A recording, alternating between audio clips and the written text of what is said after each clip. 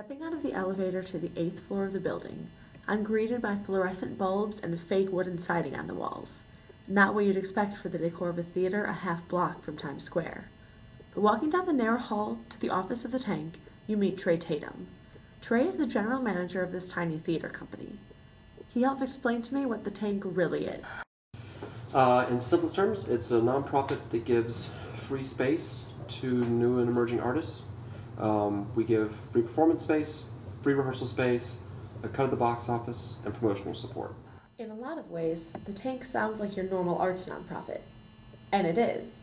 But lately, a lot of small theaters like the Tank have had to close their doors for good. Manhattan Theater Source at Washington Square Park just announced that they will be closing in January, and this follows in the wake of many similar theaters who have been forced to close. Justin Krebs, one of the founders of the theater and president of its board, gave me some insight about how the Tank is managing to stay afloat. What's made the Tank different than other small theaters that have had to close over the years is that we just haven't been smart enough to know when to die. We were chased out of one space by a bulldozer, one space by a massive sewage eruption, another space by a landlord doubling our rent. We have faced floods, we faced blackouts, and throughout it all, we never took the hint that maybe God was trying to close us down. So, the Tank has faced its share of hardships, but the programming at the Tank may be the key to why it's been able to survive. Mike Rosenthal is another founding member of the Tank. It's very broad and diverse in the range of programming. It is not just theater. It's not people doing one-act plays. It's not just people doing readings. It's not a comedy club. It's not an independent film theater. But it is a place where, so often in New York, those places are so kind of marginalized or strictly kind of separated from each other. Whereas in reality, it's a lot of the same people. I like going to see comedy occasionally. I like going to see independent movies occasionally. And so having a place where all of that kind of comes together, and you realize that there's kind of a nice overlap. He's not just saying that. This week alone, there was a comedy show, a live electronic classical music concert, the first reading of a play, and a musical. All put on in the same space, all drawing a diverse crowd. Mike Rosenthal. Not very many people are going to say, no, I'm not going to go spend $10 on that show. Jen Della Vega, head of publicity and marketing, has more to add.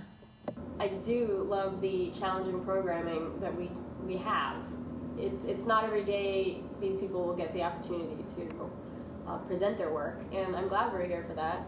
And I never would have thought I'd see a magnetic fields puppet show.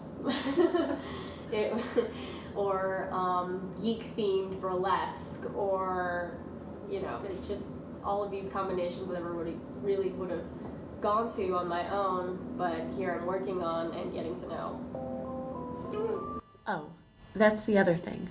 When Jen paused our interview to take the phone call, I realized the second part of what makes the Tank unique is how hard all the volunteers and staff work to keep the place running. Good afternoon, Tank. Come to think of it, I had to interview Trey in the hallway outside of the theater while a show was going on in the evening because he was too busy working all day. What specifically do you do for the Tank? Sure. The short answer is I'm the only full-time staff. And the short answer is that I do what Jen doesn't do, which is publicity and marketing. The longer answer is that part of my job is divided between the facility itself, making sure that it's in a condition that artists can come in and just beat the heck out of it every night and leave. We're also on top of concessions and other things like that. Part of my job is being someone in the office to do finances, to do development.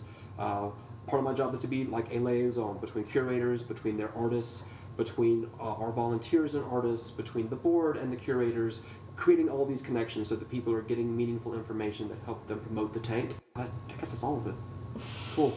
Those three things. Not too much. No. A very manageable workload. Generally. Just manage in a very general sense. So clearly it's a combination of programming and staff dedication that have kept this small theater alive over the past 8 years.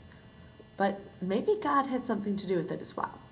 Justin said that there are points in the tank's history when it seemed like God wanted the tank to close. A sewer rupture, a sewer line rupturing is one of them, I would think, or a building being torn down is one of them, I think. This happens to the tank all the time, where like things get crazy, or things get really overbearing, or really overwhelming, and it's like, oh, this is $16,000 worth of debt at the end of a fiscal year when no one is giving because it's a hard economy. This is an insurmountable thing, and then somehow $16,000 comes in from people who have seen shows who didn't even know the tank was a nonprofit, and when they hear the tank is a nonprofit, their first thought is, oh, well, then I should give.